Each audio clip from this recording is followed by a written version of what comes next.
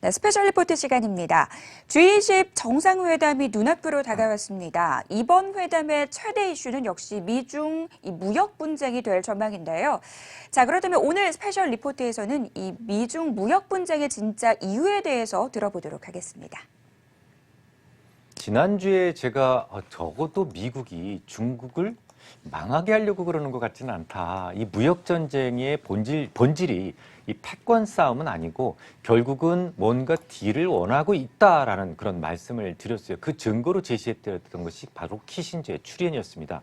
이 키신저라고 하는 인물은 상당히 중요 인물이죠. 미국의 어떤 유대계들을 실질적으로 좌지우지할 수 있는 그런 힘을 가졌고요. 오늘날의 달러를 만든 소위 달러의 아버지라고 볼 수 있습니다. 소위 기축통화를 만든 사람이다라고 볼 수가 있으니까요. 그래서 이 사람이 중국의 어떤 시진핑을 만났다라면 이게 선전포고하러 간 것은 아닐 것이다. 이 중요한 인물이 중국에 직접 갔다면 선전포고를 위한 것은 아닐 것이다. 뭔가 귀뜸을 하러 갔을 것이다. 라는 생각을 말씀을 드리면서 결국 미국에서 중국과 어떤 싸움을 하려고 하는 것이 아니라 뭔가 딜을 끝내려고 한다. 원하는 것을 얻기 위함이다. 라는 말씀까지 드렸어요. 근데 이번 주에도 사실은 중미 간의 양측이 모두 어떤 무역 전쟁을 끝내고 싶어 한다라는 의지를 보여주는 그런 사건이 발생을 합니다. 첫 번째는 뭐냐면 그러니까 홍콩항에 미국의 항모가 입항할 수 있는 허가를 내주게 됩니다. 이 뉴스가 왜 그렇게 큰 뉴스일까요? 아시다시피 미국에서는 지금까지 그 전에 대통령, 미국 오바마 대통령 때는 항행의 자유라는 것을 했었습니다. 그래서 자꾸 미국이 남중국해에 대해서 주도권을 행사하려고 그러니까 중국에 대항할 수 있는 나라는 미국밖에 없지 않습니까? 그래서 항행을 자유롭게 할 수 있다. 거기는 너희 땅이 아니다. 라고 해서 소위 항행의 자유라는 그런 어떤 전략을 세우게 되는데요. 트럼프는 그걸 반대를 하게 되죠. 야, 거기 가서 뭐하게 돈도 안 되는데 그렇게 많은 기름을 때려 싣고 승조원들을 싣고 가서 우리가 얻는 게 뭔데? 이래가지고 고조를 하게 됩니다. 그래서 미국의 국방부 장관이 2번이나 이야기를 했는데 2번 다 묵살되게 되죠. 그렇지만 무역 전쟁이 격화되면서 트럼프가 그 협상 테이블에 하나 더 올려놓는 게 어떠냐라는 생각이 들었는지 항행의 자유를 덜컥 재개시키게 됩니다. 그런데 이제 중국에서는 그럴 때마다 상당히 민감하게 대응을 해왔어요. 지난 2달 전이었죠. 미국의 군함과 그리고 중국의 군함이 무려 40m까지 접근했었다. 이건 거의 충돌 수준이었거든요. 40m 수준까지 접근했었다라는 뉴스가 나올 정도로 중국에서는 그 남중국해 지배권에서 상당히 능동적으로 그리고 굉장히 적극적으로 대응을 해왔었다라는 것이죠. 그러면서 이제 2달 전에 미국 너희들 우리나라에 오지 마, 이 동네 오지 마라고 하면서 홍콩에 입항 거부를 해버립니다. 그 이후로는 이제 미국의 배가 홍콩에 들어간 적이 없어요. 그런데 미국의 항모가 들어갔다는 겁니다. 그것도 일반적인 항모가 들어간 게 아니라 레이건호가 들어갔는데요. 그 외에 많은 전단이 같이 들어갔다는 거죠. 뿐만 아니라 화요일 날에는요. B-50이라고 아시죠? 역사상 최강의 전략 폭격기입니다. 정말 도시 하나를 날려버릴 수 있을 정도의 어마무시한 그런 무기인데요. 이게 이제 남중국해를 통과하게 됩니다. 그러면 이제 중국에서 상당히 좀 껄끄러울 수 있지 않습니까? 북한에서도 제일 싫어하는 게 바로 B-50인데 엄청 껄끄러울 건데 거기에 대해서 인민일보나 뭐 환구시보에 전혀 이렇다 저렇다 말이 없고 그래 들어와 라고 해서 입항 허가를 내줬다는 거예요. 여러분 어떻게 생각을 하십니까? 이 굉장히 민감한 문제임에도 불구하고 그래 G20 회담이 곧 열리는데 괜히 그것 때문에 너희들 자극해서 판 깨고 싶지 않다. 라는 생각을 아주 적나라하게 드러낸 그런 사건이었다라고 저는 생각을 했습니다. 두 번째 사건은 뭐냐면 미국 쪽인데요. 이 미국 쪽에서 조금 이제 그 말을 좀 많이 했던 사람이 있었죠.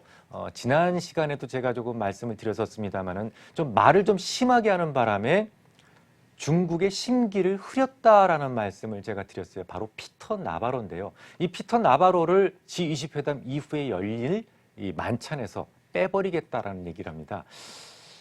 이건 굉장히 중요한 뉴스인데요. 이것도요. 피터 나바로가 지난주에 뭐라고 얘기를 했었냐면 중국이 뭐 도적질해 가고 있다. 도둑놈 취급을 한 거죠. 뭐 약속을 어겼다. 사기꾼 취급한 거죠. 하여튼 사기꾼, 도둑질 뭐 별 그 악담을 다 쏟아부었었습니다. 그래서 그것 때문에 사실은 상당히 삐져 있었죠, 중국이. 근데 이걸 갖다가 제가 불참을 시키겠다라고 발표를 합니다. 그래서 만찬이 열리게 되는데 G20 회담 이후에 12월 1일 날 만찬이 열리게 되는데 그 만찬에 설치될 8개 의자에 그가 앉을 자리는 없다. 이렇게 발표를 하게 됩니다. 그렇게 되면 미국 쪽에서도 중국 쪽에서도 이 회담, 이 G20 회담을 굉장히 중히 여기고 있고 그리고 아주 신중하게 생각을 하고 있다. 진중한 자세로 그걸 지금 살리려고 노력을 하고 있다. 이렇게 판단을 할 수가 있겠는데요. 그럼 주가가 올랐어야죠. 이번 주에. 주가가 또 떨어졌지 않습니까? 그 이유가 뭘까요? 앞서 말씀을 드렸던 두 가지 조건은 호재라고 볼 수 없습니다. 그게 왜 호재죠? 아니, 홍콩에 입항시킨 게 그게 호재인가요?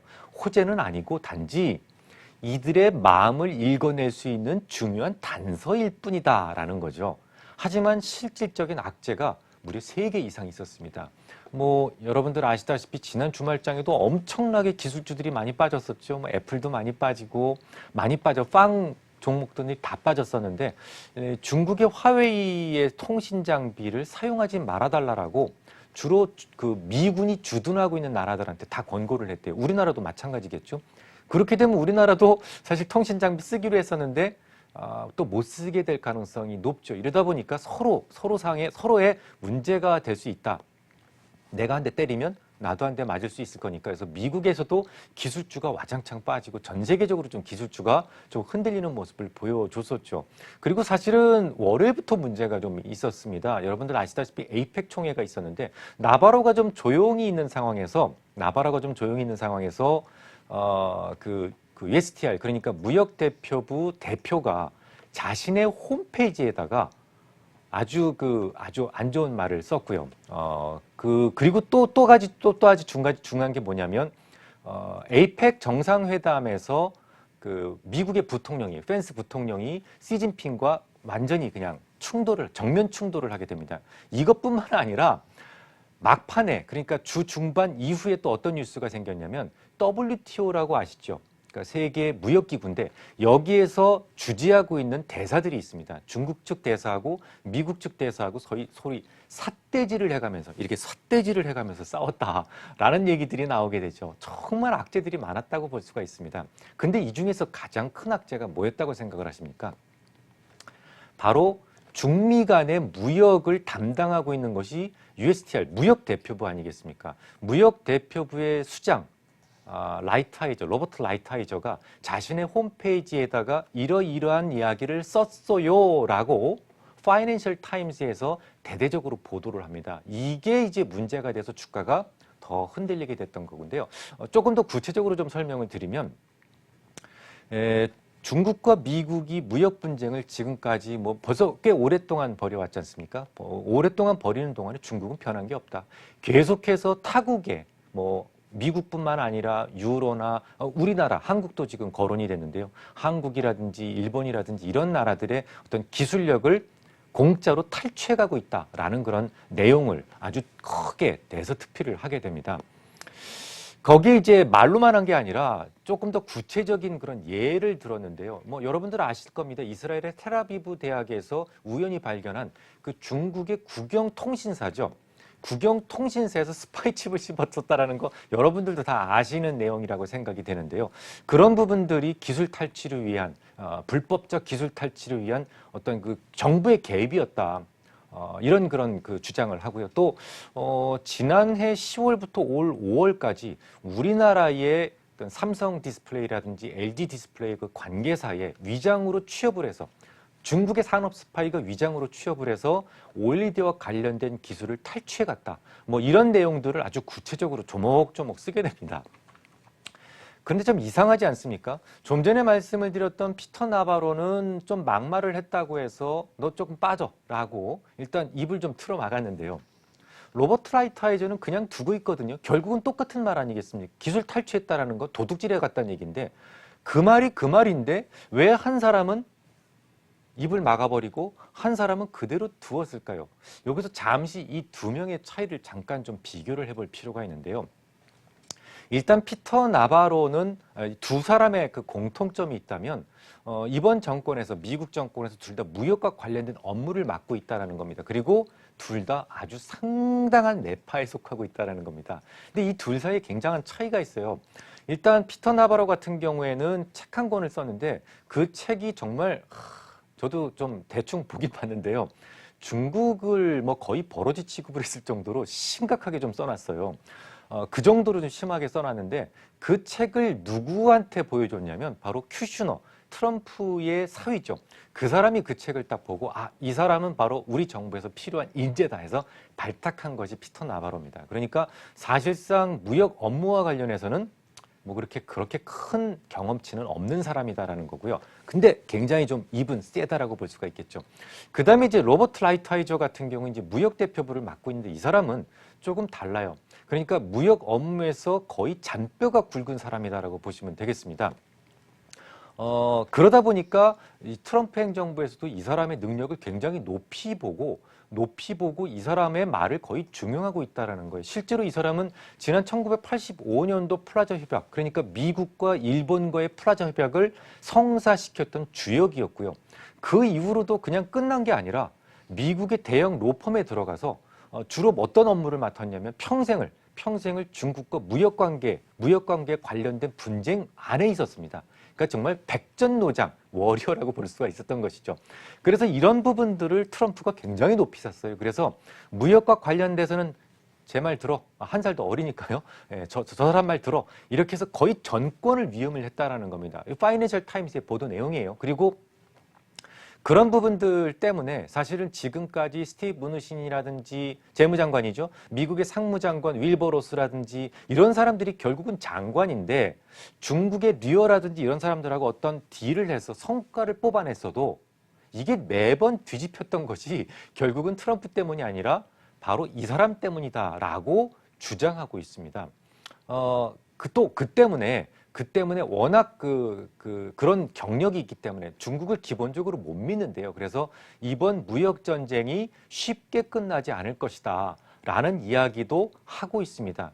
결국은 이 두 사람의 차이를 단적으로 이야기를 해보자면 이 장자에 이런 내용이 나오죠. 쌈탁을 훈련시키는데 기성자라는 사람을 딱 등용을 합니다. 그래서 어떤 왕이 계속 훈련 과정을 지켜보는데 막 날뛰죠. 막 날뛰어도 이쯤 됐겠느냐라고 물어보니까 아직 멀었다라고 이야기를 합니다. 그리고 이제 어느 순간 되니까 다른 그 닭들이 째려만 봐도 다 오줌을 싸죠. 이 정도면 됐느냐라고 했더니 그래도 안 됐다라고 이야기를 합니다. 이제 나중에 이제 닭이 졸아요. 눈을 딱 반을 감고 좁니다. 그럼에도 불구하고 다른 닭들은 조용해 있어요. 그걸 보고 기성자가 뭐라고 이야기를 하냐면 이제 이 닭은 싸울 준비가 되어 있습니다라고 이야기를 하는데요. 바로 그 기성자의 기성자가 말을 하고 있는 소위 그 목계지덕이라고 하죠. 이런 것을 갖춘 사람이 로버트 라이트하이저라면 그냥 단순한 쌈딱이 바로 피터 나바로라고 보시면 되겠습니다. 어쨌거나 이제 완벽하게 드러난 것이 하나 있어요. 여러분들 이 구도를 한번 잘 생각해 보십시오. 지금 어쨌거나 전권을 쥐고 있는 사람이 누구라고요? 로버트 라이트하이저 USTR 대표입니다. 무역 대표부 대표인데 이 사람이 과거에 뭘 했었다고요? 1985년도에 미국과 일본과의 프라자 협약을 결국 성사시킨 중요 인물이었다라는 겁니다.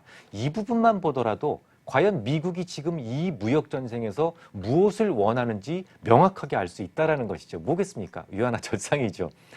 아무리 축구화가 비싸고 고급스러워도 이 발레리나한테는 아무 의미가 없는 겁니다. 그러니까 트럼프가 원하는 것, 그러니까 미국이 원하는 것이 무엇이다라는 걸 잘 모르고 시진핑이 그렇게 거대한 15년 동안 30조 달러를 사겠다라고 이런 거대한 선물 꾸러미를 만들어도 그게 매번 엇나갔던 이유가 바로 전혀 미국이 원하는 것이 그쪽이 아니었기 때문이죠. 정리해 보겠습니다. 아무튼 지금 무역 전쟁과 관련해서 몇 가지 단서를 찾았습니다. 미국 측도 그렇고 중국 측도 그렇고 이 전쟁을 깨려는 게 아니라 결국은 둘 다 진중한 자세로 협상하겠다라는 주요한 단서를 제가 두 가지 정도를 찾았습니다. 또 한 가지는 뭐냐면 제가 초두에 지난 7월 달에 방송을 통해서 말씀을 드렸죠. 무역 전쟁이 막 시작됐을 때 이건 과거 1985년도의 플라자 협약과 굉장히 비슷한 양상을 띠게 될 것이다. 결국은 이 시장 상승의 키를 쥐고 있는 것은 위안화의 절상이 될 것이다 라고 말씀을 드린 바 있는데요. 그 부분에 대한 확신을 좀 더 크게 가질 수 있었습니다.